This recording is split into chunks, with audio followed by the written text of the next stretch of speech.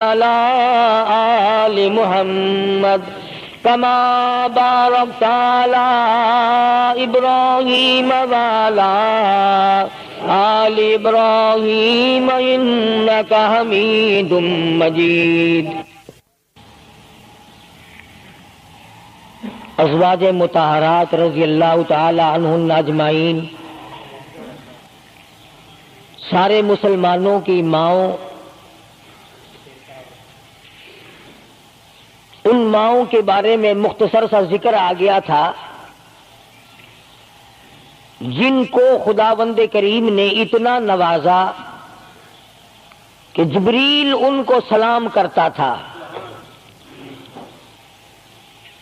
عرش عظیم سے ان کو سلام آتے تھے۔ اللہ کا لاڈلا محبوب حضرت محمد الرسول اللہ صلی اللہ تعالی علیہ وسلم ان کی جھولی میں ہوتے تھے۔ پھر بھی کسی کو یہ چھٹی نہیں ملی کہ تم اتنے بڑے نبی کی بیویاں ہو، جاؤ کیا کرو گی نمازیں پڑھ کے؟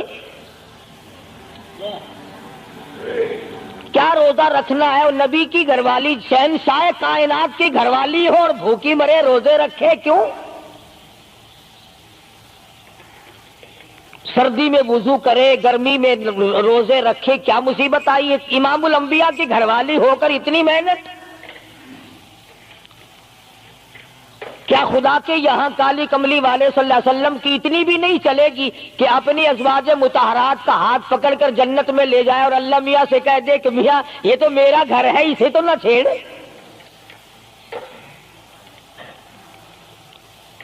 مگر ایسا نہیں ہے۔ امام الانبیاء محبوب کبریا حضرت محمد مصطفیٰ صلی اللہ تعالی علیہ وسلم کا گھر ہے۔ سیدہ ام سلمہ رضی اللہ تعالی عنہ اپنی رات کو عبادت کرتے کرتے نیند تنگ کرنے لگتی ہے، اپنے بال سر کے بعد رسی میں باندھ کر چھت میں باندھ دیتی ہے۔ جب نیند کا جھٹکا لگتا ہے، سر کے بال کھنچتے ہیں، نیند اڑ جاتی ہے۔ کسی نے پوچھا ہے ام سلمہ یہ تم نے کیا کر رکھا ہے؟ فرمانے لگی تم نہیں جانتی، جتنا اپنے رب کو یاد کروں گی میرا کام بنے گا۔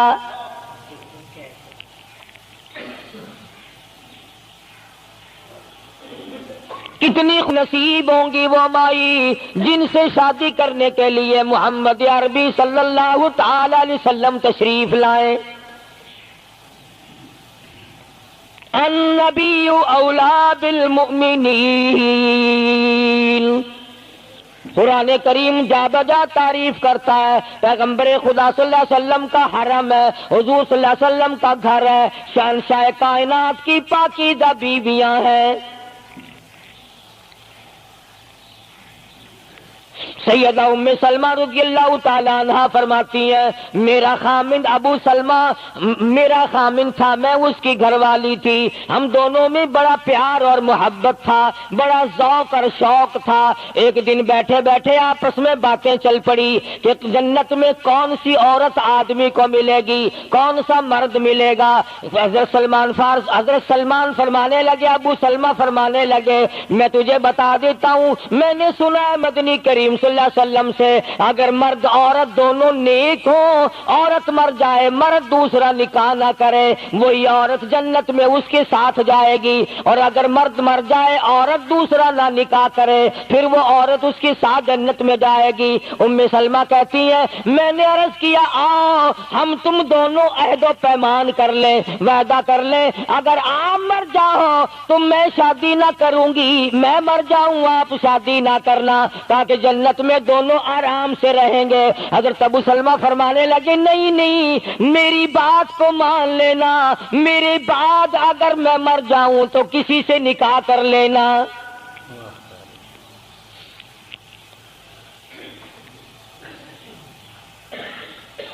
ام سلمہ رضی اللہ تعالی عنہ فرماتی ہیں اسلام لانے کے بعد ہمیں بڑی بڑی تکلیفوں سے دوچار ہونا پڑا.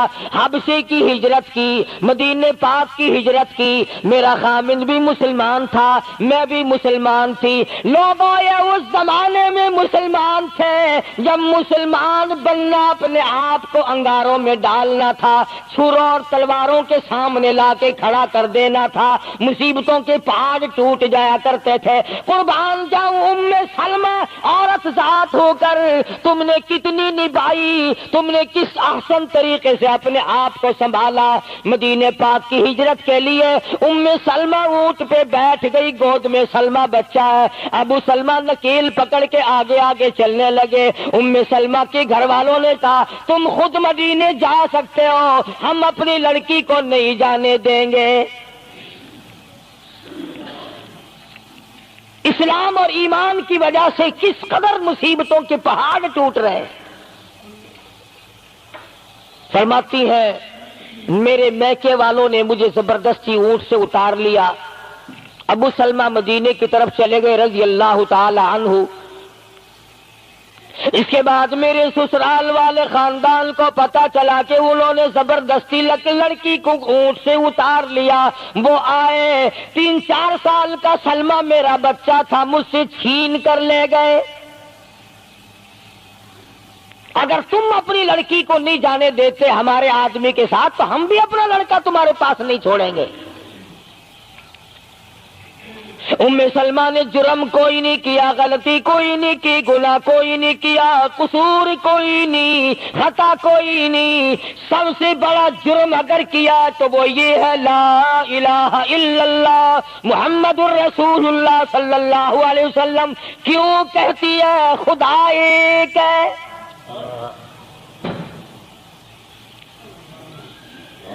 آج بھی کہہ کے دیکھو نا، او میاں قرآن اچھا پڑھتا ہے، بیان اچھا کرتا ہے، پر ہے تو وہابی نا.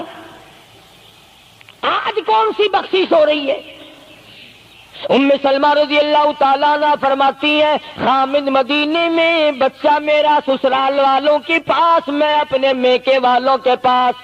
سارا دن ریت کے ٹبے کے اوپر بیٹھ کر پہاڑی پہ رویا کرتی تھی. 1 سال مکمل روئی ام سلمہ. اور یہ تکلیف آئی ہے کلمے کی وجہ سے، ایمان کی وجہ سے، اللہ کی توحید کی وجہ سے، محمد کریم صلی اللہ علیہ وسلم کی ختم نبوت کی وجہ سے. کیسے قدردان لوگ تھے، کیا ان کے یہاں ایمان قیمت رکھتا تھا. سزا صرف ایمان کی ہے. ابو سلمہ مدینے میں، لڑکا سسرال والوں کے پاس، خود یہاں روتی ہے. فرماتی ہے کوئی دن ایسا نہ تھا، سارا دن پہاڑی پہ بیٹھ کے اکیلی رویا کرتی تھی. آج تو اگر تھوڑی سی کوئی پریشانی آ جائے، بستی میں سے، محلے میں سے کئی رہنما اٹھ کھڑی ہوں گی، پرانی منہ میں دانت نہیں، پیٹ میں آنت نہیں، بڑھڑا کے میں تے کو سے سا فجر ٹھیک تھی ویسی. ایویں کر ایک ککڑ لے، فلانی جاتے پیر بیٹھا، وہ ککڑ جا کے وہ دے متھے مار، وہ تیری بیماری کا علاج کرے گا. اندازہ لگا شرک کا راستہ کس طریقے سے بتایا جا رہا ہے. ام سلمہ رضی اللہ تعالیٰ عنہ سارے سال رو رہی ہے. خامند کا پتہ نہیں، لڑکے کا پتہ نہیں، کلمے کی وجہ سے مصیبت میں آئی ہوئی ہے. ایک دن بھی غیر کے دروازے پہ نہ گئی.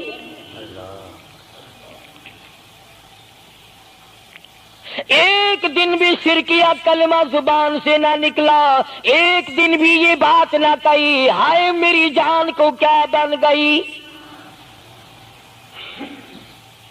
اللہ کریم کا دروازہ کھٹکھٹاتی ہے، الہی میرا بچہ مجھے ملا، میرا خامند مجھے ملا. بالآخر ایک دن ترس آیا بھائی کو. وہ سارے قبیلے کو کہنے لگا وہ ظالمو، تم نے اس مسکینہ کو کیوں مار رکھا ہے؟ اسے چھٹی دو، بیچاری اپنے خامن کے پاس جائے، بچے کو لے، تم کیوں مار رہے ہو اسے؟ عورت ذات ہو کر اتنی بڑی مصیبت کا جھیل لینا کہ مذاق نہیں۔ ایک ہمارے زمانے کی مستورات اور خواتین ہیں، کبھی جلوس نکالتی ہیں، کبھی کچھ کرتی ہیں، کبھی کچھ کرتی ہیں۔ لوگ اب کہہ رہے ہیں کہ یہ جائز نہیں۔ ہم نے تو کہا کہ ہمیں تو پتہ نہیں جائز ہے کہ ناجائز ہے، تم نے ہی ان کو آزادی دی ہے، تم نے ان کو استعمال کیا، تم نے ان کو بتایا کہ آؤ بی اے ایم اے پڑھو، یوں کرو، پھر تمہیں افسروں سے شادی ہو جائے گی، بڑے بڑے جرنیل تمہیں ٹکرا جائیں گے اور بڑے بڑے گھروں میں تمہاری شادیاں ہو جائیں گی۔ ورنہ کوئی وجہ نہیں کہ مسلمان عورت اپنی توہین کرائے یا وہ کسی قسم کے معاملات میں دخل اندازی کرے، یہ بھی تو آخر عورت ہے۔ سیدہ ام سلمہ رضی اللہ تعالیٰ عنہ اپنے بچے کو لے کر مدینے پاک کی طرف اکیلی روانہ ہوئی۔ ابھی کچھ سفر طے کیا تھا، ایک صحابی ملا، غلام ملا کالی کملی والے صلی اللہ علیہ وسلم کا۔ پوچھا ہے تو کون ہے؟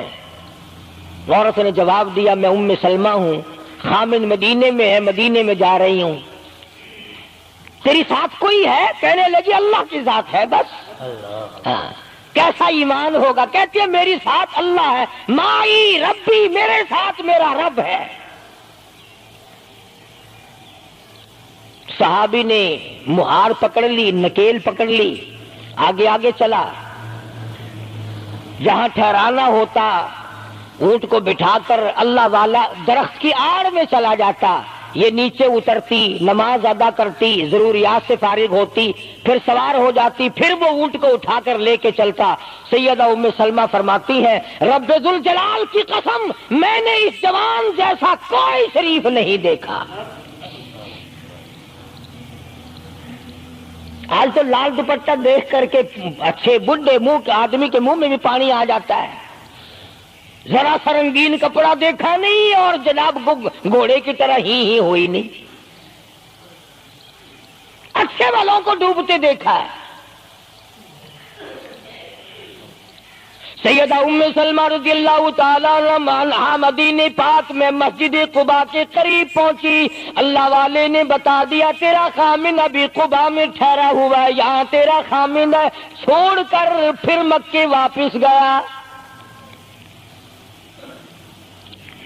یعنی حضور اکرم صلی اللہ علیہ وسلم نے مکہ مکرمہ میں کچھ حالات کا اندازہ لگانے کے لیے بھیجا تھا، تو یہ کتنا سفر کیا ہے عورت کی وجہ سے کہ اکیلی ہے، کہیں پریشان نہ ہو، میں اسے پہنچا کر پھر واپس آؤں گا، پیدل کا سفر ہے۔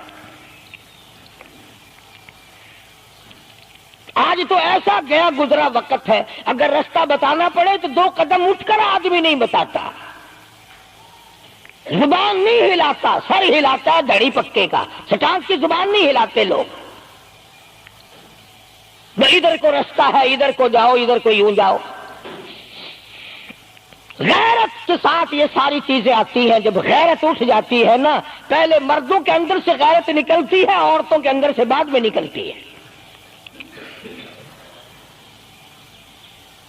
کتنے مردوں کو یہ کہتے ہوئے سنا کہ صاحب ہمیں تو سودا خریدنے کی تمیز ہی نہیں، گھر والی بڑا طریقے سے سودا خرید کے لاتی ہے، تو میں تو ایسے لوگوں کو کہہ دیا کرتا ہوں، میں نے کہا پھر آڑت کی دکان کھول کر بیگم صاحبہ کو وہیں بٹھا دے، اچھا کچھ دھندا کرے گی۔ اللہ پاک جل شانہ نے فرمایا یا ایھا الذین آمنوا لا تدخلوا بیوتا غیر بیوتکم حتی تستأنسوا وتسلموا علی اہلہا ذالکم خیر لکم لعلکم تذکرون۔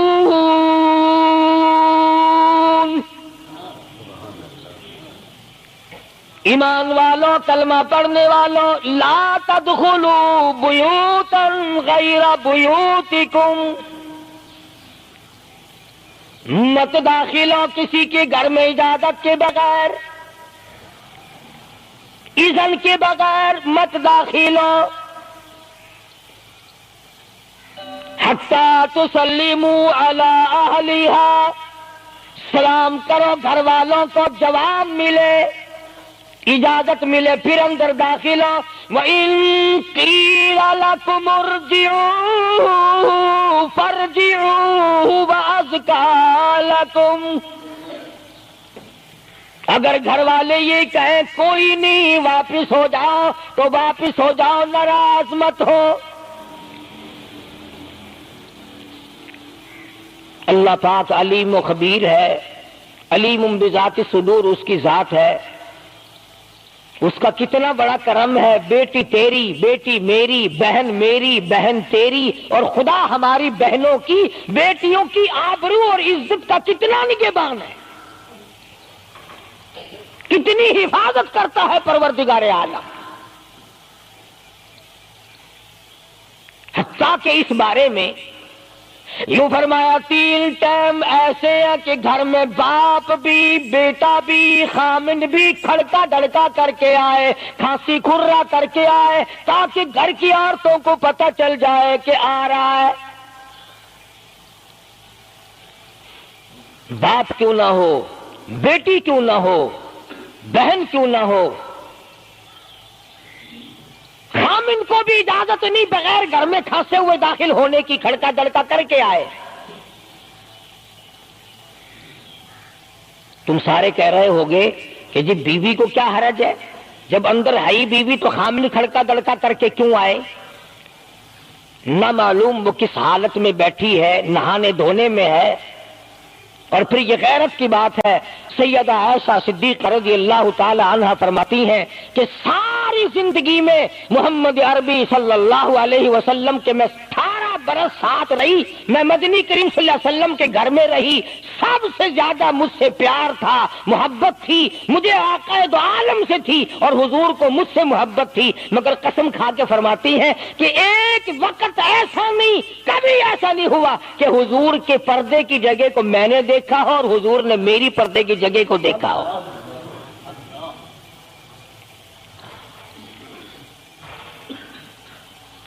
میاں بیوی نبی اور گھر والی ہے، تو یہاں پہ فرمایا من قبل صلاۃ الفجر، فجر کی نماز سے پہلے دکان سے اٹھ کر، بیٹھک سے اٹھ کر، گواڑ بیٹھک سے اٹھ کر، باہر سے آ کر نہانے دھونے کا وقت ہے، کپڑے بدلنے کا ٹائم ہے، نہ معلوم بہن کس حالت میں ہے، بیٹی کس حالت میں ہے، اماں کس حالت میں ہے۔ گھر والوں کو حکم ہے کہ کھڑکا دڑکا کر کے آؤ، دروازہ کھٹکھٹا دو، کواڑ بجا دو، تاکہ پتہ چل جائے کہ آ رہا ہے۔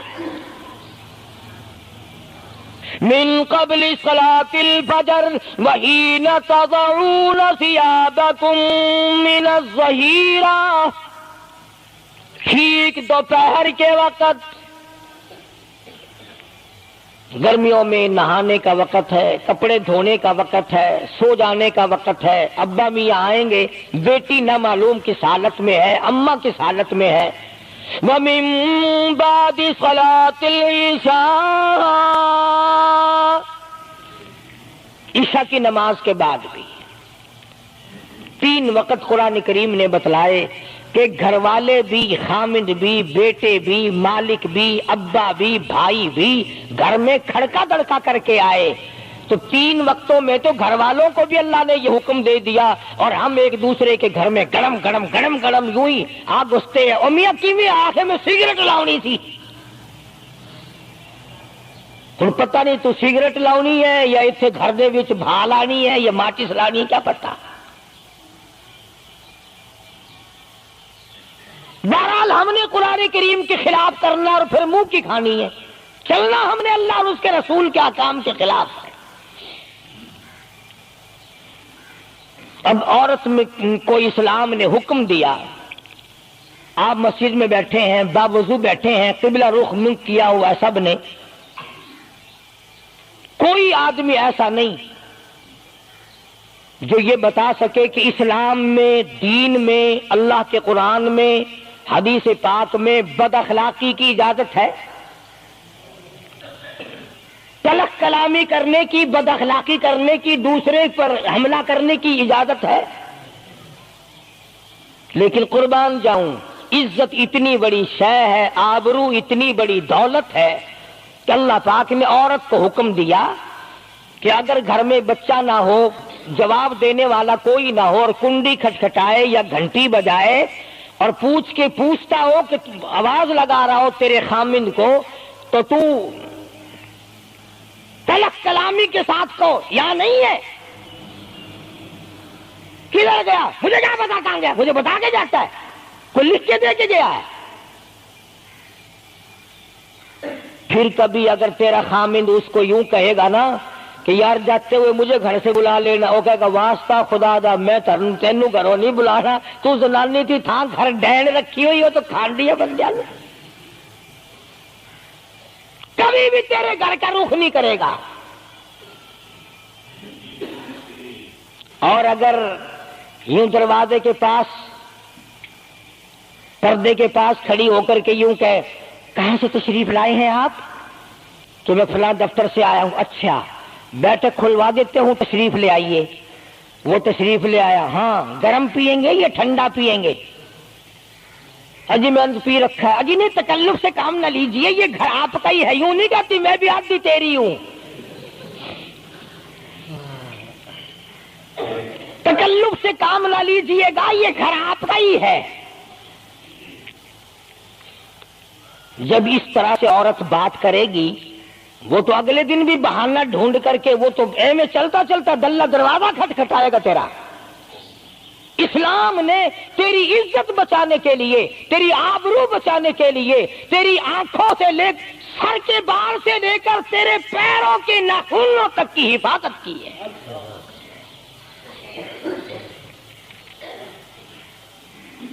فرمایا وَلَا يَضْرِبْنَ بِأَرْجُلِهِنَّ لِيُعْلَمَ مَا يُخْفِينَ مِنْ زِينَتِهِنَّ۔ عورت کو حکم ہے کہ وہ پاؤں بھی ذرا آہستہ رکھے،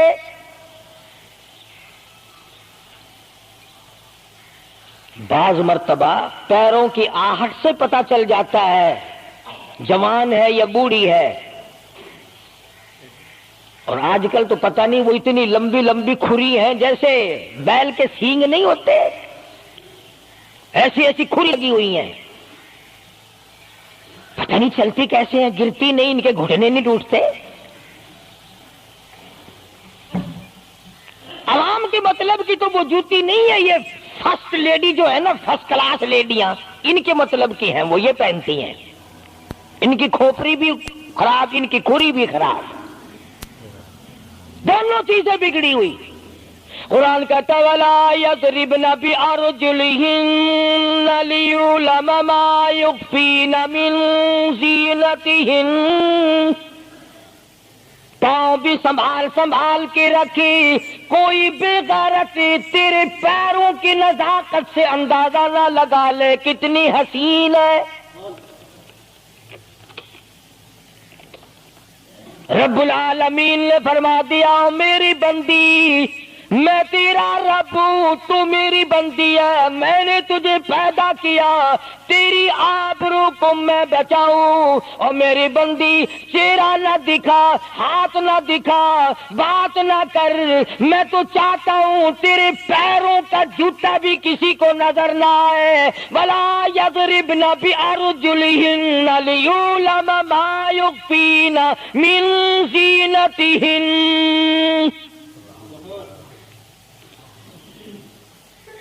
خدا کہتا ہے کہ تیرے پیروں کی آہٹ کی بھی مجھے آبرو عزیز ہے، کپڑا نہ دکھا کسی کو، بتانا۔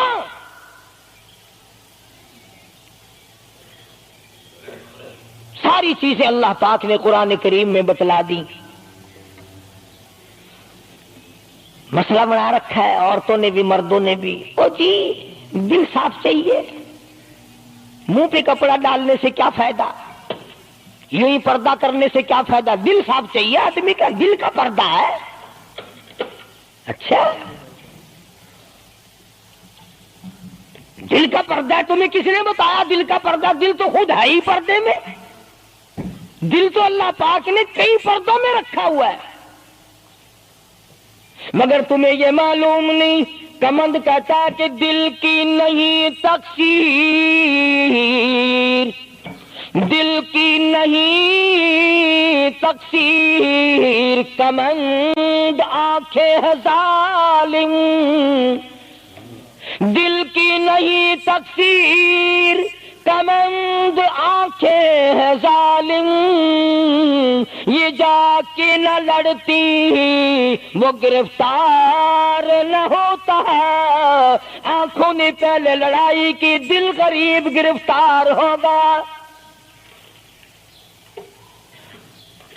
اور بڑی عجیب بات کہی، کہتا آنکھ سے آنکھ لڑی مجھے ڈر ہے دل کا، کئی جنگ و جدل میں مارا نہ جائے تو۔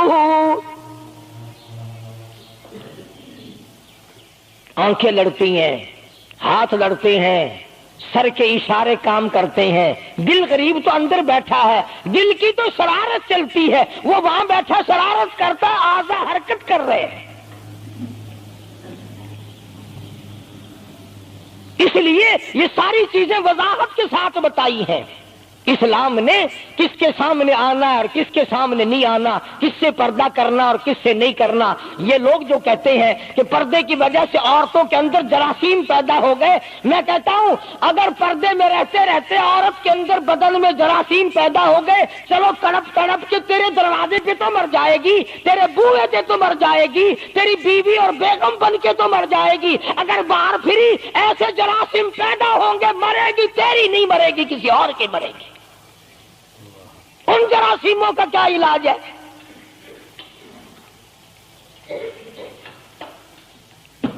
ننگا کھلا ملک بن گیا سارا۔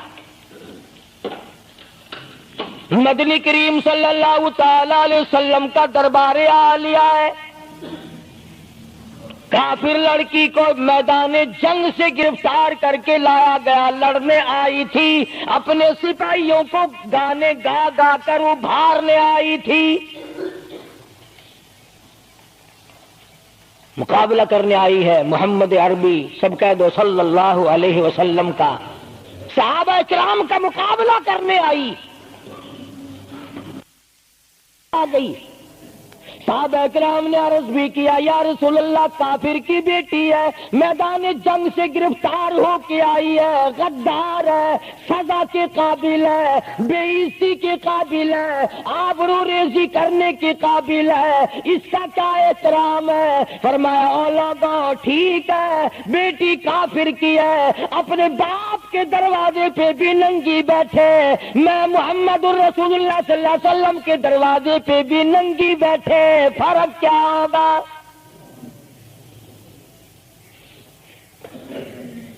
اپنے باپ کے دروازے پہ بھی ننگے سر بیٹھے اور میرے دروازے پہ بھی ننگے سر بیٹھے، تو میرا دروازہ اور ان کا دروازہ کیا برابر ہے؟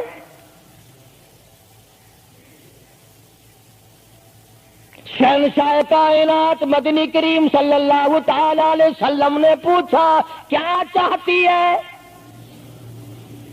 کیا ارادہ ہے؟ اللہ اکبر۔ کافروں کو یہ یقین تھا کہ رحمت کا دریا ہے، کرم کا دریا ہے کالی کملی والے کی ذات اقدس صلی اللہ علیہ وسلم۔ آج ہمارا یقین نہیں، پھرتے ہیں مارے مارے۔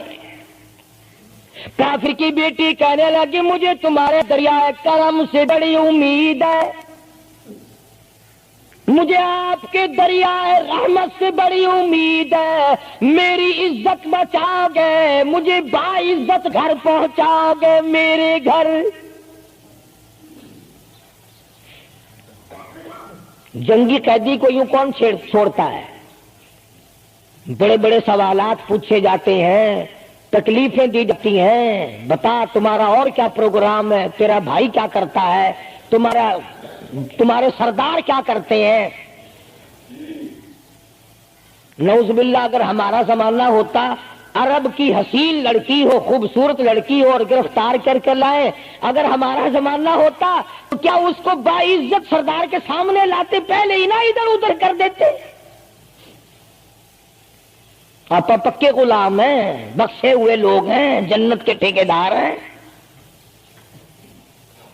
اگلے دن ایک مولوی تقریر کرتا ہوا کہہ رہا تھا روپیہ روپیہ دے جاؤ جنت لے جاؤ.